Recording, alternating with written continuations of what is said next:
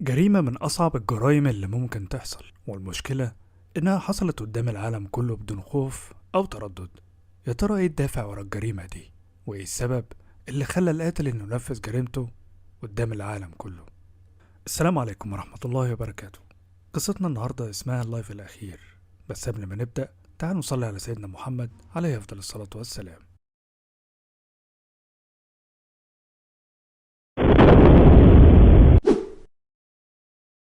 قاعد كالعادة في المكتب وبشرب قهوتي، معرفش اليوم هيمشي ازاي ولا المأموريات اللي هتيجي ايه، بس شكله يوم هادي مفهوش مأموريات ولا مداهمات ولا حاجة. ايوه كده، عايزين نرتاح شوية. كل شوية حادثة وجريمة ومحضر تعدي وحوارات مش بتخلص.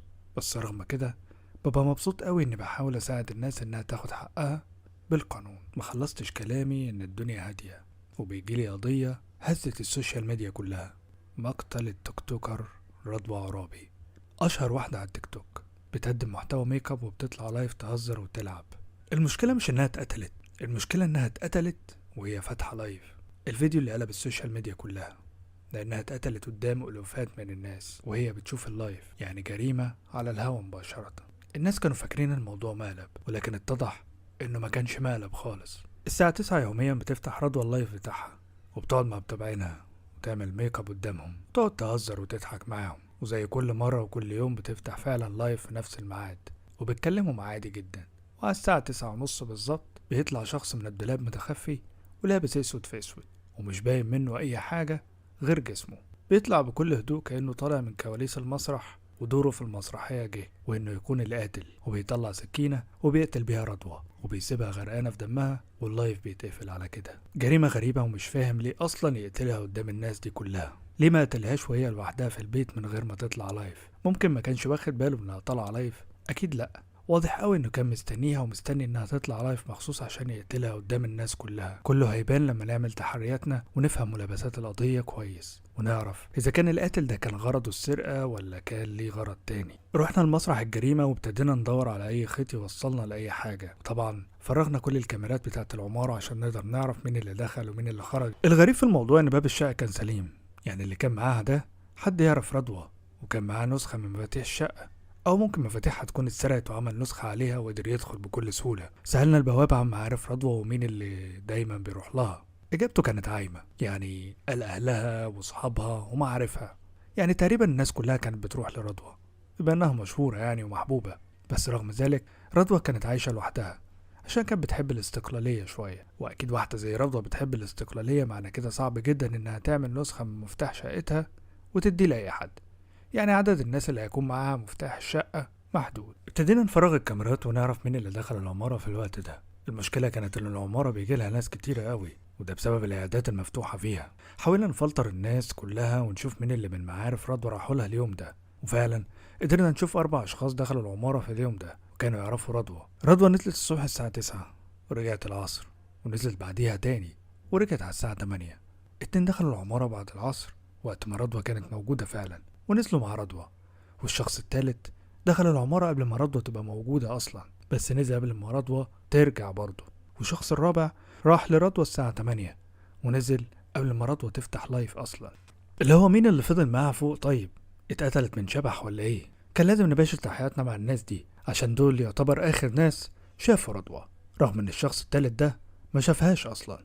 بس ايه اللي خلاه يروح ورضوى مش موجودة أصلا؟ أول اتنين كانوا ولاد عمامها، راحوا لها وقعدوا معاها شوية ونزلوا تاني يخرجوا ويتفسحوا، ودي كانت حكاية عادية وما فيهاش أي تفاصيل ولا أقدر أتهمهم بحاجة. الشخص التالت وكانت المفاجأة عشان الشخص ده كان طليق رضوى، كان أكتر واحد طبعا عليه العين والمتهم الرئيسي بالنسبة لي، وخصوصا لما عرفنا انهم اتطلقوا بعد خلافات وخناقات. ولما سألناه في التحقيق ايه اللي وداك هناك عند بيت رضوى، اجابته كانت غير واقعية بالمرة: انا ما اعرفش ان رضوى ساكنة هناك، انا كنت رايح لدكتور السنان اللي في العمارة دي وبس، وده اللي حصل. انما ما كانش عندي علم اصلا ان رضوى نقلت في العمارة دي. ما كانش باين عليه الخوف وهو بيتكلم، كأنه فعلا بيتكلم بجد، وده كان واضح من ملامح وشه انه بيقول الحقيقة. وفعلا سألنا دكتور السنان ولقينا انه كان عنده كشف جوه، بس المفاجأة انه ما دخلش لدكتور السنان. هو كان اسمه موجود فعلا في الكشف بس ما دخلش. ما دخلتش ليه بقى؟ عشان لقيت دوري فاضله كتير وكان ورايا مشوار، فاستنيت شوية ومشيت، وقلت هاجي في يوم تاني أحسن. برضه كلامه فيه مصداقية، يعني عادي بتحصل. ده غير طبعا إنه نزل قبل ما رضوى توصل، يعني مش منطقي إنه يكون القاتل. بس برضه مش مريحني. بصيت على الكاميرات تاني وركزت شوية، وهنا كان حل القضية. اللي خرج ما كانش طليق رضوى، ده شخص شبيه ليه، لابسين نفس اللبس، بس الطريقة اللي لابسينها خفت الملامح شوية. وده أكيد شخص كان متفق معاه يعمل كده ويبدلوا مع بعض، ويخرج هو على أساس ينفي التهمة عنه. ولكن هو كان عند رضوى في البيت، مستنيها في البيت لغاية لما جت وقتلها بدم باردة. وأكيد عمل كده قدام الناس بسبب هوس رضوى بالسوشيال ميديا، واللي عرفته إن الخلافات اللي كانت بينهم كانت بسبب التيك توك. فقال يقتلها قدام الناس كلها، أو يخلي العالم الافتراضي يتفرج عليها في آخر لحظات حياتها. بس إزاي قدر يخش الشقة وهو معهوش مفتاح؟ أكيد قدر يخلي حد يسرق المفتاح ويعمل نسخة عليه ويخش الشقة بكل سهولة بعد كده، أو تواطأ مع البواب ياخد نسخة منه. وبما إن البواب معاه نسخة الشقة كلها في العمارة، فبسهولة قدر ياخد النسخة منه. وكمان اللي أثبت إن طليقة هو اللي كان في الفيديو، إن القاتل قتلها بإيده الشمال اللي كان لابس فيها الساعة، وإن طليقة أشول كمان. يعني الغبي فضح نفسه بسهولة كده من غير ما يخطط صح، ولا قدر يداري جريمته الغشيم. اتحلت القضية وتم اتهام طليق رضوى بإن هو اللي قتلها. بس المشكلة إنه ما كانش راضي يعترف، وكان بيقول عمره ما يقدر يعمل حاجة زي دي، وإنه مهما حصل إنه بيحب رضوى وعمره ما يقدر يأذيها. الكلام اللي قاله ده خلاني أفكر تاني إيه مصلحته من قتلها، وأكيد هو مش بالغباء ده إنه يقتلها، وخصوصا هو الوحيد اللي هيكون متهم في قتلها. وإيه اللي يخليه ينكر طالما كل الأدلة ضده؟ كان ساعتها هيعترف بكل حاجة تحت الضغط. بس كون إنه مصر إنه ما قتلهاش خلاني أفكر تاني في القضية. وفعلا اتفرجت على الفيديو القتل تاني، وكنت مركز لأدق التفاصيل. بنية الجسم لحد ما مختلفة، مش نفس البنية، ولا حتى لون البشرة قريبة. ثانية واحدة كده، هو أنا لما باجي أصور مش المفروض الفيديو بيبان لي بالعكس؟ يعني لو باكل باليمين المفروض يبان بالشمال. معنى كده القاتل كان لابس الساعة في اليمين مش في الشمال، يعني اللي قتل رضوى كان أيمن مش أشول. وبعدين هو مين الشخص الرابع اللي زار رضوى وكان عندها ونزل قبل ما رضوى تطلع لايف؟ نورين، صاحبة رضوى الانتيم، راحت البيت عندها وقعدت معاها شوية ونزلت قبل ما رضوى تفتح لايف. بس ده مش جسم نورين ولا هيئتها خالص، ولا جسم بنت في العموم، ده راجل. طب ايه اللي حصل؟ انا هقولك.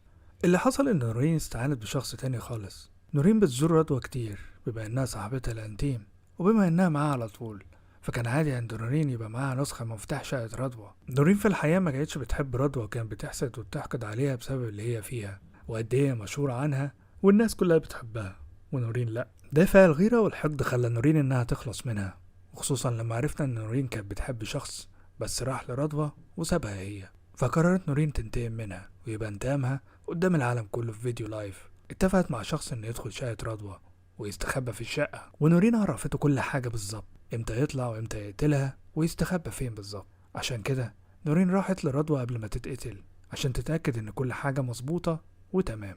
وفعلا لما تأكدت نزلت بسرعة عشان محدش يشك فيها، وسابت رضوى لوحدها في الشقة مع القاتل، واللي خلص عليها بدون أي شفقة أو رحمة. ولما واجهنا نورين بكل حاجة اعترفت وانهارت، وفعلا كانت مغيبة لما عملت كده، وكان الشيطان راكبها حرفيا بسبب الغيرة والحقد والحسد. دفعوها انها تنتقم من شخص كان في نظرها انجح منها واحسن منها. وبكده تكون خلصت قصتنا النهاردة. لو عجبتك القصة دوس لايك واشترك في القناة، واشوفكوا تاني في قصة جديدة. سلام.